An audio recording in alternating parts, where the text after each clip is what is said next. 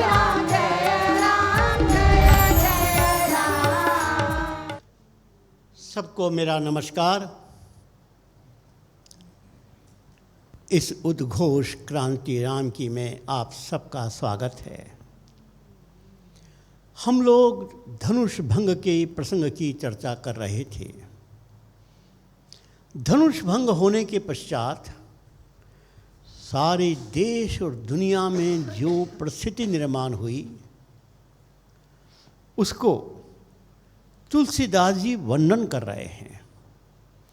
कोई भी क्रांति जब होती है और लोगों के लिए अनपेक्षित क्रांति होती है तो सारे देश और दुनिया में हलचल पैदा हो जाती है।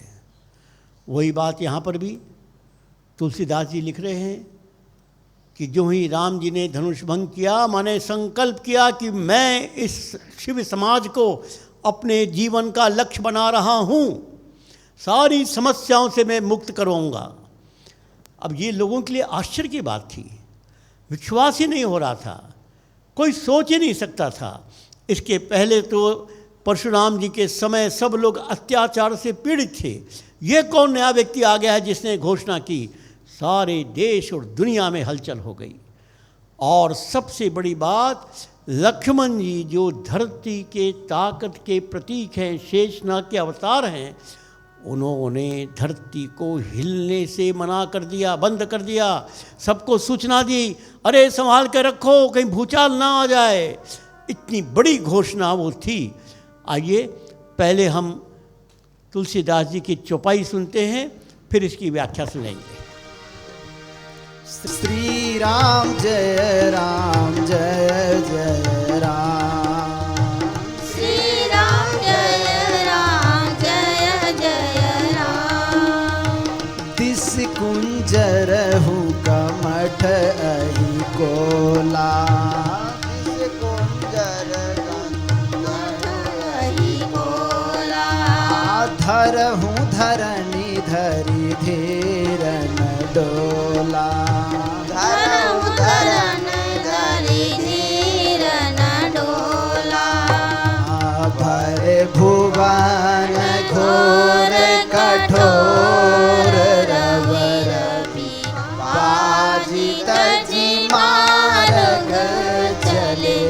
जी करहि दिग्गज डोल महियहि कोल गुरुम कल मले। सुर असुर मुनि कर कान दीधे। सकल विकल विचारहि को दंड खंड राम तुलसी। जयति वचन उचारहि को दंड खंड राम तुलसी। जयति वचन उचारहि। तुलसीदास जी लिख रहे हैं, लक्ष्मण जी सारे दुनिया के लोगों को सावधान कर रहे हैं। वो कह रहे हैं, ए दिग्गजो, एक कच्छप, ए शेष, एक बारा, धरती को संभाल के रखो, कहीं धरती हिल ना जाए। क्योंकि इतनी बड़ी घोषणा वर्षों के बाद, युगों के बाद कोई हो रही थी। जिस समाज की उपेक्षा करते करते लोगों ने उनको सब प्रकार से अत्याचारित किया था, उस समाज को एक राजा का बेटा अपना रहा है, घोषणा कर रहा है, तो सारे दुनिया में इसकी हलचल मच गई। आज भी इंटरनेट का ज़माना है, उस समय भी इंटरनेट का ज़माना था। एक घटना एक सेकंड में सारी दुनिया में फैल सकती है।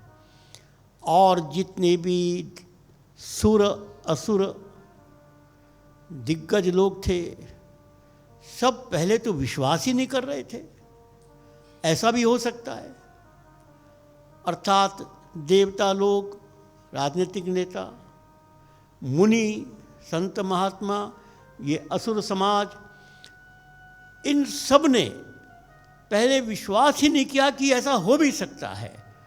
लेकिन जब उनको मालूम पड़ा कि घोषणा हो गई है, राम जी संकल्पबद्ध हो गए हैं, तब सब ने राम जी की जय जय बोलना शुरू कर दिया। यही दुनिया में होता है। पहले विरोध होता है, उपेक्षा होती है, और जब सफलता हो जाती है तो जय जयकार मिलता है। ऐसा ही पहले संदेह हुआ, विरोध हुआ, उपेक्षा हुई, और जब उनको मालूम पड़ा कि सफलता मिल गई है तो जय जयकार हुआ। अब आज हम एकल के बारे में सोचते हैं। एकल क्या क्रांति करना चाहता है? हमारे मन में एक सपना है, और सपने के बारे में विवेकानंद जी कहते हैं कि सपना वो नहीं होता जो नींद में आता है, सपना वो होता है जिसको देखने के लिए नींद नहीं आती है। और वो ये भी कहते हैं कि जिसके जीवन में कोई सपना नहीं, वो जीवित मृत्यु के समान है। देखो ना, स्वयं विवेकानंद जी गए थे अमेरिका, कुछ नहीं था उनके हाथ में, कोई समर्थन नहीं था, संकल्प था कि अमेरिका को जीत के आएंगे।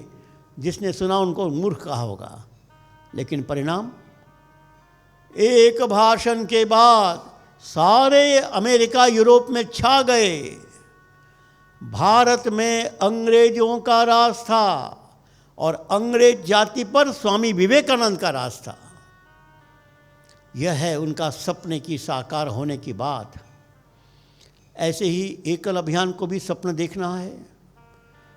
पूर्ण तो राम जी कराएंगे, लेकिन सपना हम देखेंगे, पसीना हम बहाएंगे। हमारे देश में 8 करोड़ परिवार ग्रामीण समाज शिव समाज का है, 2 करोड़ परिवार शिव समाज का नगरों में शबरी बस्ती में रहता है। इन 10 करोड़ परिवारों को हमने हनुमान परिवार बना लिया। हनुमान परिवार का मतलब भोजन का एक निश्चित अनुशासन, आयुर्वेद का ठीक उपयोग, कुछ आसन, कुछ योगासन, कुछ व्यायाम, कुछ परहेज खाने पीने के बारे में, कुछ दिनचर्या में नियंत्रण, और दूसरा हनुमान चालीसा का पाठ, गायत्री मंत्र का पाठ, हनुमान चालीसा का अर्थ का मनन, गायत्री मंत्र के अर्थ का मनन। हमने यदि 10 करोड़ परिवारों को हनुमान जी के साथ जोड़ दिया, तो बताओ वह कौन सा परिवार होगा जिसको मद पीने की, शराब पीने की इच्छा होगी। क्योंकि कोई कुरीति समझाने से नहीं जाती, भय से जाती है। ये तो सिद्धांत है। घर में भी किसी बेटे को समझाना, प्यार से समझाया, नहीं समझा तो थप्पड़ मारना पड़ता है। स्कूल में शिक्षक भी करता है। भय निर्माण करना पड़ेगा, और भय किसका? हनुमान जी का। एक बार हनुमान जी का भय निर्माण हो गया, थोड़ा समय तो लगेगा, लेकिन एक बार हनुमान जी की सत्ता घर घर में, हर व्यक्ति के दिल में, हर गांव में हनुमान जी का साम्राज्य स्थापित हो गया, व्यसन वहां नहीं पहुंच पाएगा। और इसी प्रकार इन 10 करोड़ परिवारों के घर में एक तुलसी माता का पौधा पहुंच गया। हनुमान जी पहुंच गए, माता तुलसी माता पहुंच गई। मैं जब उड़ीसा में काम कर रहा था, पूज्य स्वामी लक्ष्मणानंद जी के नेतृत्व में, तो यही चिंता थी कि किस प्रकार लोगों का व्यसन बंद किया जाए। समझाने से कोई लाभ नहीं है, और इतना ही नहीं बल्कि समझाने से विरोध होगा। मैं एक उदाहरण देता हूँ। मैं उड़ीसा नया नया गया था, वहाँ एकदम एक बड़ा पिछड़ा हुआ जिला था। वहाँ पर हम लोगों ने एक चिकित्सा केंद्र शुरू किया था, और बैठक लेने के लिए मैं वहाँ सह प्रांत प्रचारक था, तो मुझे वहाँ जाना था। सब गांव के लोग आए थे। अब मैं नया नया गया था, उत्तर प्रदेश से गया था, मेरा बौद्धिक अहंकार था। मैंने वहाँ बड़ी जोर से भाषण दिया। वे सब लोग गौमांस खाते थे। गाय हमारी माँ है, व्यसन छोड़ो, ये करो वो करो। इतने में एक बूढ़ा खड़ा हो गया। यद्यपि मैं टूटी फूटी उड़िया में बोल रहा था, उनको समझ में भी आ रहा था, तो वो खड़े हो गए पीछे एक लाठी लेकर और अपनी स्थानीय भाषा में बड़े गुस्से में बोले। मैं तो समझ नहीं पाया उनकी स्थानीय भाषा। मैंने पूछा क्या बोला, तो उन्होंने कहा जो हमारे साथ थे कि बोल रहे हैं कि श्रीमान जी, आपको हम चावल खाना मना कर दें तो आप बंद कर देंगे। मैं गोमांस की बात कर रहा हूँ, वो चावल की बात कर रहे हैं। वो कह रहे हैं कि जैसे आपके लिए चावल ऐसे हमारे लिए गोमांस है, जैसे आपके लिए पानी ऐसे हमारी शराब है। अब हमको उपदेश दे रहे हैं। आप कौन होते हैं उपदेश देने वाले? मुझे ध्यान में आ गया कि वास्तव में मैं बाहर से गया हूं, मैं अहंकारी व्यक्ति, मैंने भाषण दे दिया। लेकिन सोचा कि काम तो करना है। वहाँ पर कल्याण आश्रम के एक चिकित्सक आए थे, उन्होंने चिकित्सा केंद्र शुरू किया और उन्होंने घर घर में संपर्क किया, बीमारों को दवाई देना शुरू किया और धीरे धीरे उनको बताया तुम्हारी बीमारी गोमांस के कारण होती है, तुम्हारी बीमारी शराब के कारण होती है। प्यार से समझाया और एक दिन वो आया जहाँ गोमांस बंद हो गया, शराब बंद हो गया। और फिर स्वामी जी ने इसी प्रयोग को आगे करने की बात सोची, तो सोचा कि हर घर में तुलसी माँ का पौधा लगाया जाए। गांव वालों ने मना कर दिया कि तुलसी माँ मेरे घर में रहेगी और मैं फिर पानी कौन देगा, और शराब पीकर माँ के सामने हम जाएंगे कैसे, और बिना पानी दिए वो सूख कर मर गई तो और पाप लगेगा। बड़ी मुश्किल से गांव में एक तुलसी चौरा बनाने की सहमति हुई। सोमवार को ये, मंगलवार को ये, बुधवार को ये, सप्ताह में एक दिन तुम शराब छोड़कर पानी दोगे। अब सप्ताह में एक दिन शराब छूटने से जो धन बचा, उससे उनके घर में थोड़ी बहुत हलचल हो गई, कपड़े अच्छे हो गए, बच्चों के चेहरे पर चमक आ गई। गांव वालों को लगा ये तुलसी माता की कृपा है, उसके कारण शराब छोड़े, ये समझ में नहीं आया। लेकिन तुलसी माता को ये सप्ताह में एक दिन पानी देता है, इसलिए बच्चे के कपड़े अच्छे हो गए, इसलिए चेहरा अच्छा हो गया। बस फिर तो क्या था, तुलसी माँ को गांव घर घर में लगाने का अभियान चला और व्यसन मुक्त हो गए। एक बार व्यसन मुक्त हो गए, बहुत सी बीमारियां दूर हो गई, धर्मांतरण बंद हो गया, राजनीतिक नेताओं का शोषण बंद हो गया, आर्थिक शोषण बंद हो गया, सब कुछ बंद हो गया। क्योंकि हमारे गांव के परिवारों को गरीब बनाने वाला दुश्मन गांव के बाहर नहीं है, गांव के अंदर है।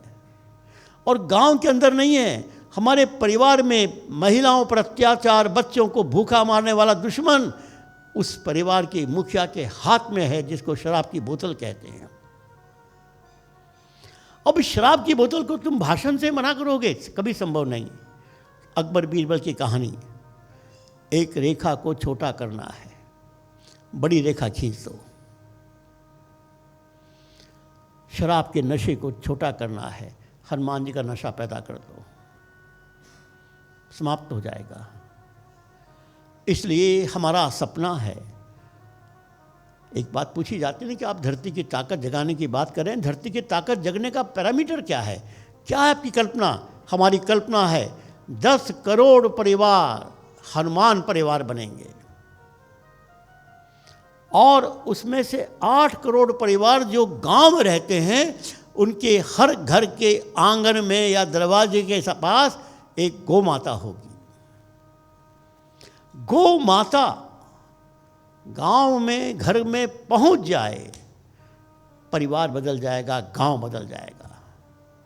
ठीक है, प्रारंभ में गौ माता के भोजन के लिए, चारे के लिए हमारे गांव के लोगों को तकलीफ हो सकती है, तो साल 2 साल उनके भोजन चारे की व्यवस्था के लिए हम नगरवासियों को कह सकते हैं कि भाई जरा एक गौ माता के लिए साल भर के लिए इतनी राशि दो, वो देंगे, उनको चारे की व्यवस्था करेंगे और साल भर में उनका गोबर और गौमूत्र से ही उनकी आय को निश्चित करेंगे।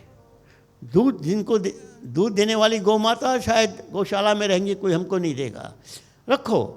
लेकिन जो दूध नहीं देती है वो माताएं तो दे दो हमको। और एक बार ये दूध नहीं देने वाली गौ माता अपने परिवार में पहुंच गई और अपने गौमूत्र गोबर से परिवार का भरण पोषण का विश्वास पैदा कर दिया, एक भी गौ माता नहीं बिकेगी। जब एक भी गौ माता नहीं बिकेगी तो एक भी गौ माता नहीं कटेगी। लेकिन इसके लिए कोई तो उपाय करना पड़ेगा। अब सरकार से कहोगे कि आप गोवध बंदी का प्रस्ताव बनाओ, अरे सरकार के नियम से कोई काम अभी तक हुआ है? सरकार कहती है घूस मत लो, क्या घूस बंद हो गया? सरकार कहती है झूठ मत बोलो, क्या झूठ बंद हो गया? अरे सरकार अपने काम के लिए है, उससे तुम समाज के परिवर्तन की आशा मत करो। ये तो समाज के नेतृत्व की बात है, जिन्होंने समाज के लिए जीवन दिया है, उनकी बात है। तो हमारा सपना है कि हम 8 करोड़ परिवारों को गौ माता युक्त बनाएंगे। शबरी बस्तियों के परिवारों को तो हम गौ माता युक्त नहीं बना सकते, वहाँ तो संभव ही नहीं है। लेकिन 8 करोड़ परिवार, सोचो तो, हिंदुस्तान की 8 करोड़ गौ माताएं जो आज बिक रही हैं, कट रही हैं, वो अपने परिवार में पहुंच जाए, उस परिवार के बच्चे उस गौ माता से खेलेंगे, परिवार की महिला उसकी सेवा करेगी, परिवार का पुरुष सेवा करेगा, गौ माता प्रसन्न हो गई, परिवार पर परमात्मा की कृपा होगी। 33 कोटि देवता जिस गौ माता में रहते हैं, जिस गौ माता की रक्षा के लिए परमात्मा अवतार लेते हैं, हर परमात्मा के अवतार में गौ रक्षा की बात कही गई है। दुष्टों का विनाश करूंगा, साधुओं की रक्षा करूंगा, ब्राह्मण गौ माता की रक्षा करूंगा। तो हमारा सपना है जिस दिन 8 करोड़ परिवारों में गौ माता पहुंच जाएगी, गौ माता कटना बंद हो जाएगी, हिंदू समाज पर कलंक दूर हो जाएगा, गौ माता का अभिशाप दूर हो जाएगा, बहुत सी समस्याओं का समाधान हो जाएगा। इसी प्रकार गायत्री मंत्र का भी महत्व है।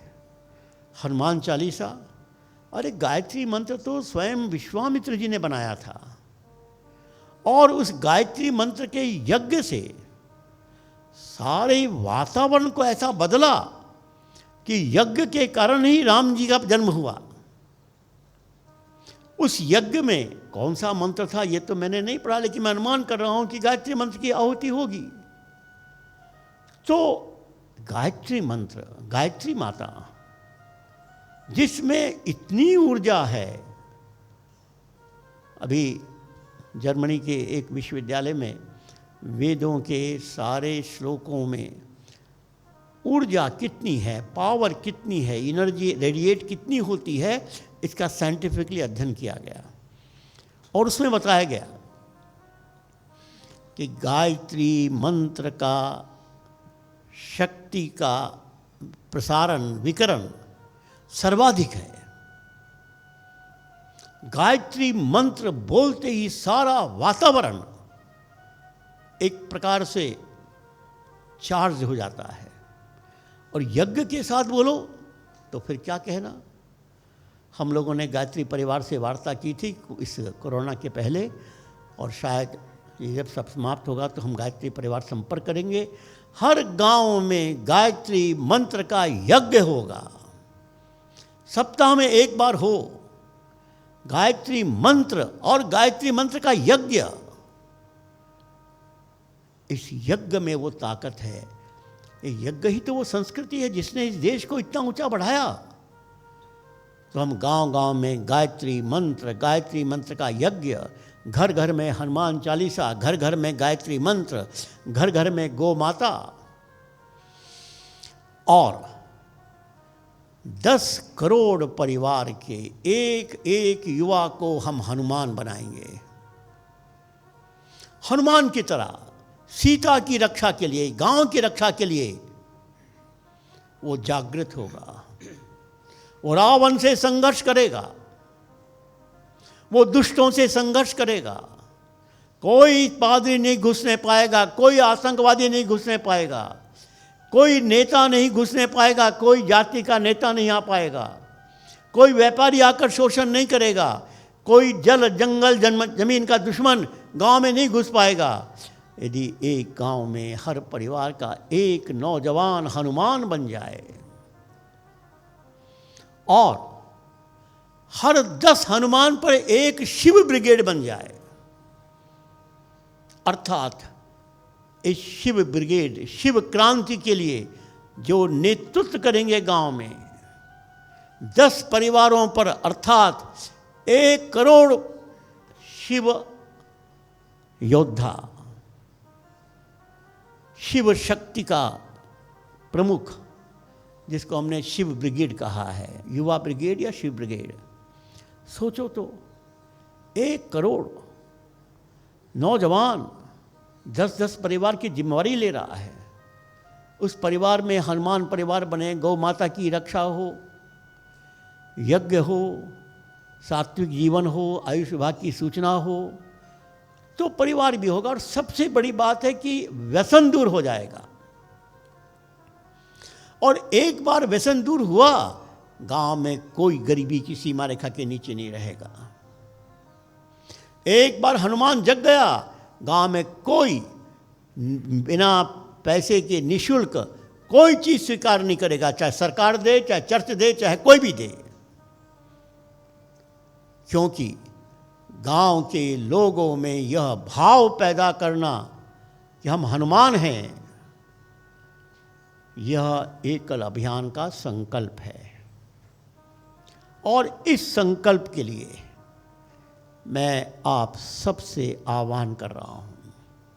बाकी शिक्षा, ग्रामोत्थान और जागरण योजना, सरकारी योजना चलती रहेगी, वो बंद नहीं होगी, लेकिन वो अपनी गति से होगी। विशेष रूप से हमारे एकल विद्यालय की जो 1 लाख गांव है वहाँ होगी, लेकिन ये तो 4 लाख गांव के हर परिवार में हनुमान जी जाएंगे, हर परिवार में गौ माता जाएगी, हर परिवार में तुलसी माता जाएगी। अब इसमें क्या आपत्ति है, क्या समस्या है? संकल्प करो और चमत्कार हो जाएगा। यही आज की राम जी की क्रांति का सपना है। हो सकता है कि इसमें समय लगेगा, ये भी हो सकता है कि ये कठिन भी हो, कुछ लोग कठिन लगे, लेकिन फिर वही बात, राम जी चले अयोध्या से और सुमंत जी ने उनको बाद में मना किया कि चलो वापस, बुला रहे हैं, दशरथ जी ने आपको बुलाया है। राम जी ने 1-2 बार मना किया, जब सुमंत जी नहीं माने तो राम जी ने क्या कहा, सुमंत जी, संकल्पित व्यक्ति के संकल्प भंग होने का दुख हजारों मृत्यु के समान होता है। ये अपयश मैं नहीं सहन कर सकता, मेरा संकल्प है, उस संकल्प को मैं पूरा करूंगा, मेरे सामने और कुछ नहीं है। यही तो संकल्प था। और ये संघ प्रारंभ हुआ। पूज्य डॉक्टर जी ने उस समय घोषणा की 1925 में ये हिंदू राष्ट्र बनकर रहेगा। कोई सोच सकता था? और आज सारे देश और दुनिया में संघ कार्य का इतना विस्तार। शिवाजी महाराज ने अपने बाल्यकाल में हिंदू साम्राज्य स्थापित करूंगा, कोई सोच सकता था? चारों ओर एक प्रकार से विरोधियों का ही सारा साम्राज्य था, लेकिन संकल्प था और शिवाजी महाराज ने वह करके दिखाया। इसी प्रकार सात्विक मन से आध्यात्मिक को आधार लेकर हनुमान जी के माध्यम से हम इस देश में एक क्रांति करने के लिए आज प्रस्तुत हैं। और शायद ये करुणा अवतार बनकर हम सबको एक अवसर दे रहा है। आज मैं भी आपसे बात कर पा रहा हूँ, अपने मन की बात कह पा रहा हूँ। यह भी राम जी की ही योजना है।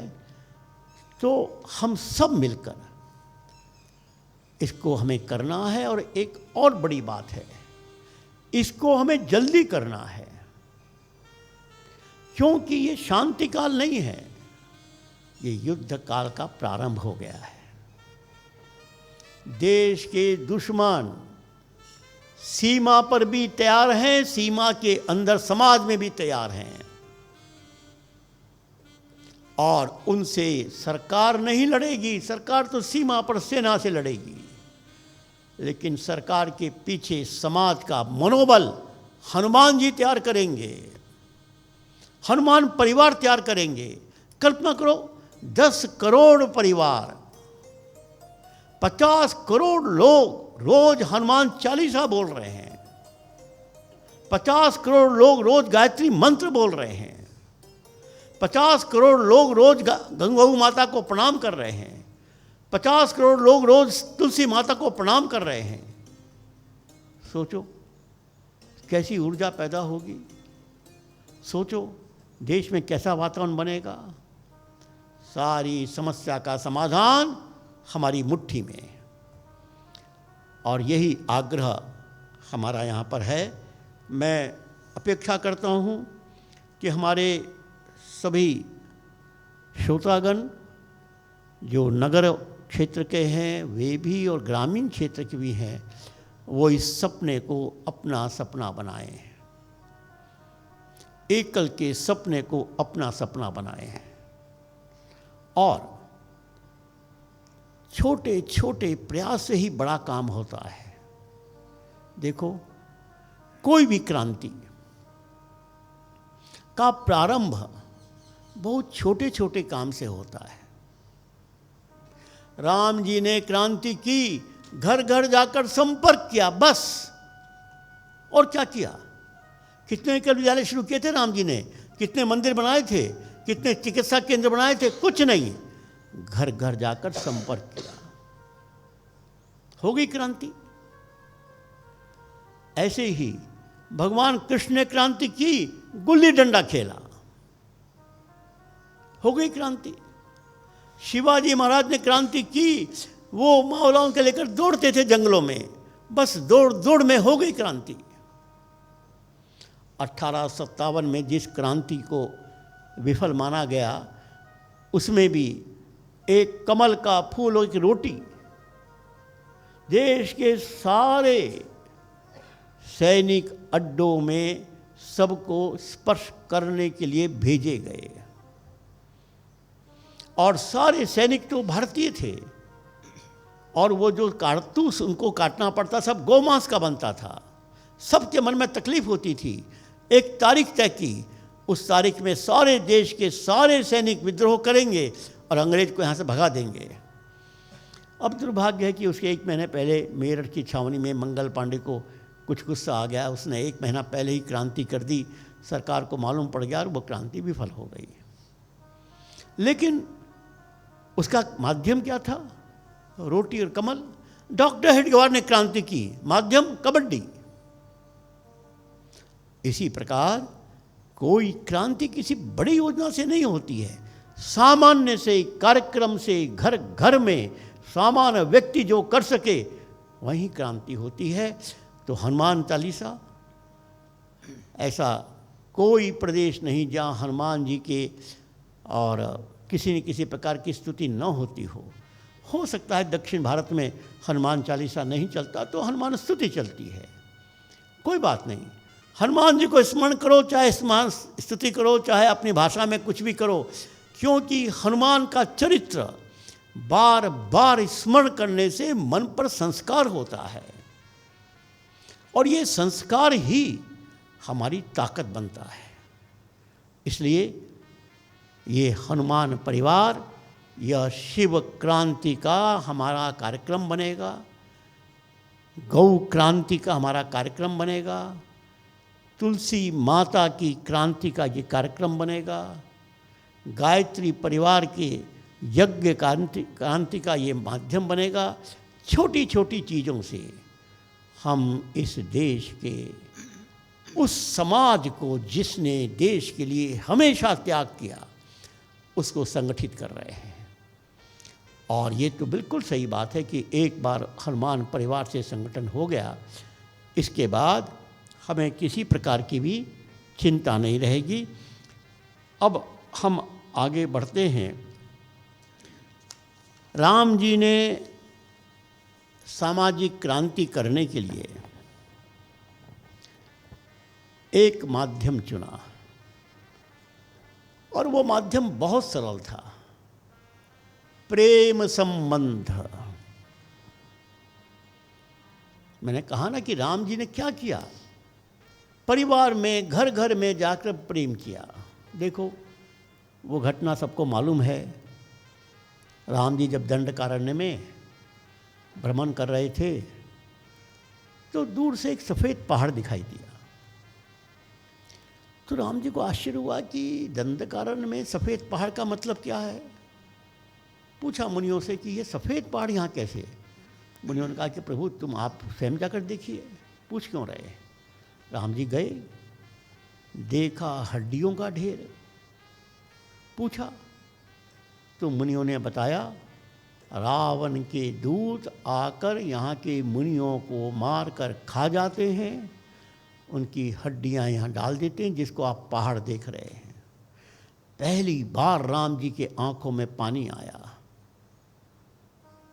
पहली बार राम जी को क्रोध आया और पहली बार राम जी ने हाथ उठाकर कहा निश्चरहीन करूं मैं भुज उठाए प्रण की।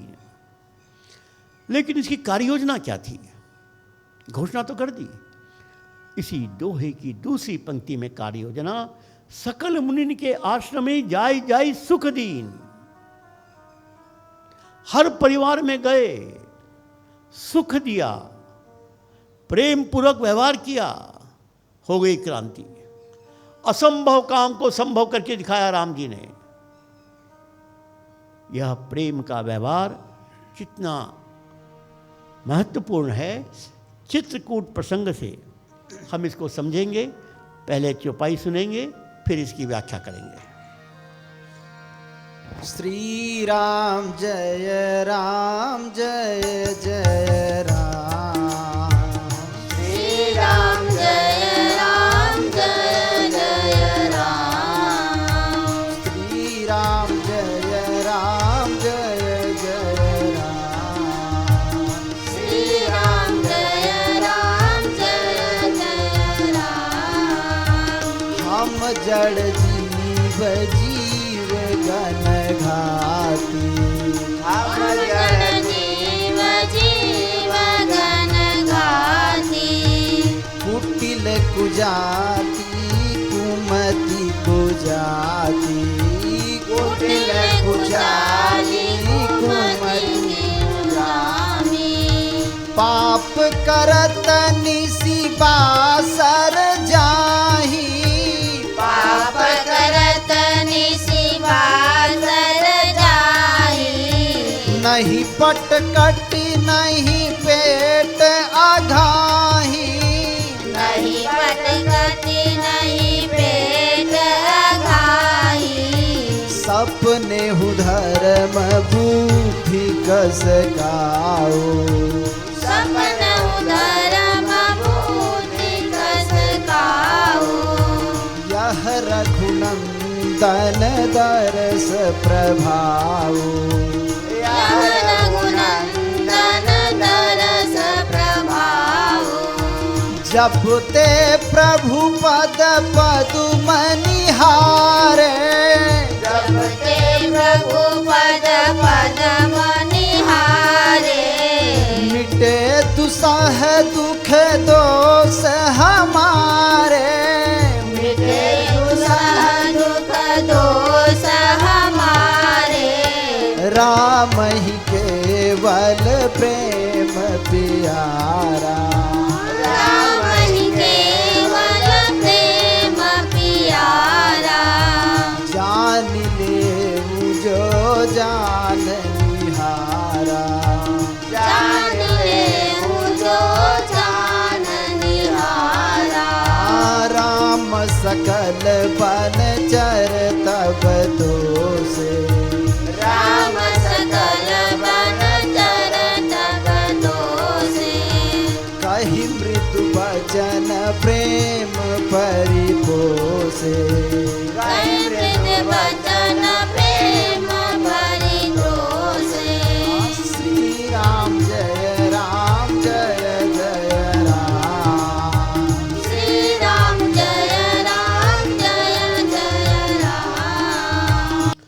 भरत जी राम जी से मिलने के लिए चित्रकूट आते हैं और भरत जी के साथ अयोध्या से बहुत बड़ी संख्या में समाज के लोग आते हैं, सेना के लोग आते हैं, राज दरबार के लोग आते हैं।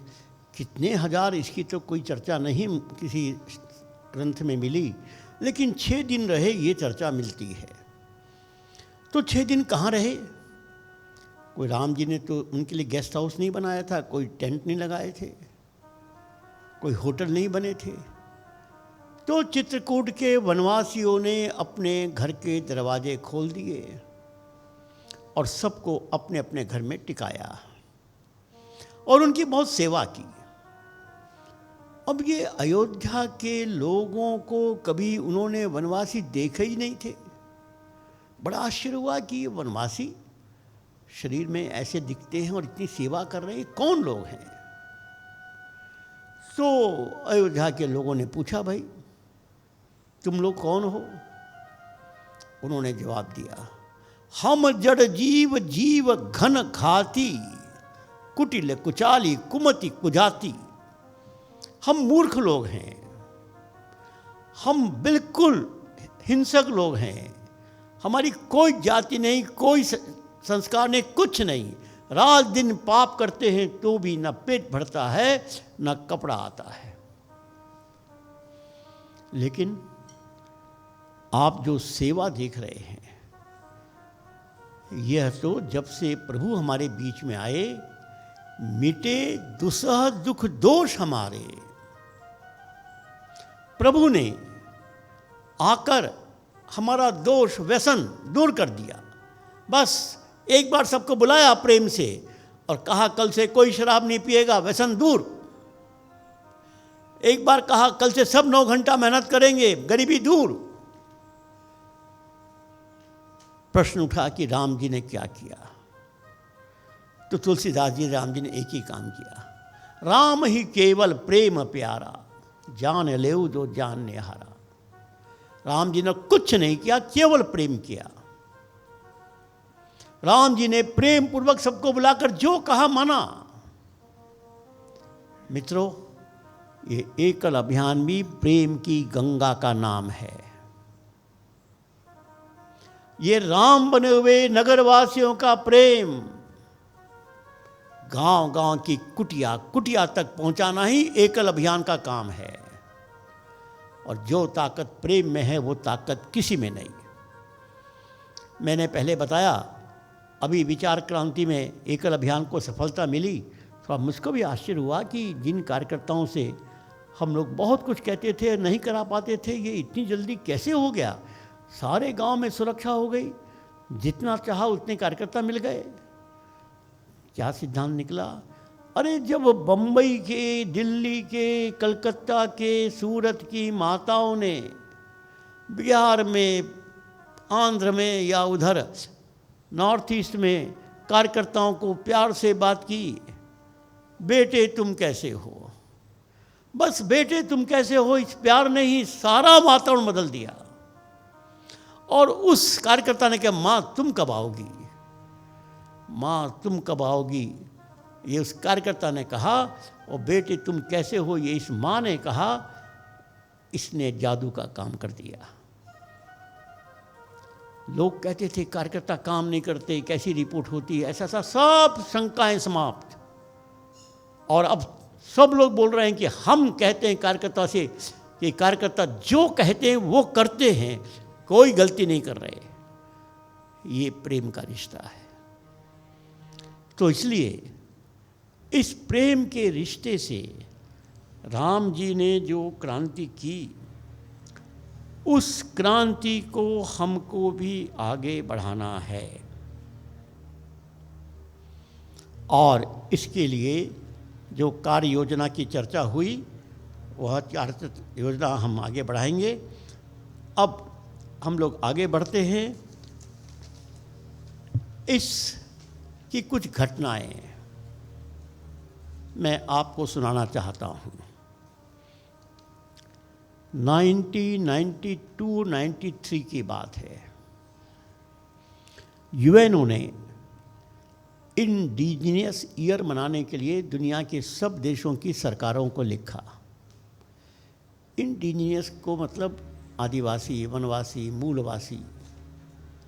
तो सरकारों को संयुक्त राष्ट्र संघ से चिट्ठी आई, अपने देश में आप कार्यक्रमों का आयोजन करिए और जिससे कि यह सब ऐसे विषय को महत्व मिले। तो मैं उस समय रांची में था और रांची के पास वहाँ पर एक कोल्हान क्षेत्र है, चाईबासा, वहाँ पर एक बड़ा कार्यक्रम तय हुआ। उस कार्यक्रम में 6 देशों के पादरी आए थे और सारे वनवासी समाज के लोग उनके सामने बैठे थे और वो भाषण दे रहे थे। भाषण तो वही, तुम आदिवासी हो, तुमको हिंदू समाज से मुक्त होना है, तुमको मुक्ति मोर्चा बनाना है, ये हिंदू ऐसे हैं, हिंदू वैसे हैं, सब बोल रहे थे। एक बूढ़ा व्यक्ति खड़ा हुआ, उसका नाम भी मुझे याद है क्योंकि उसने अपने आकर सब सुनाया, सलखान हेम्ब्रेम। और उस बूढ़े व्यक्ति ने आकर मुझको उस सभा की पूरी घटना सुनाई।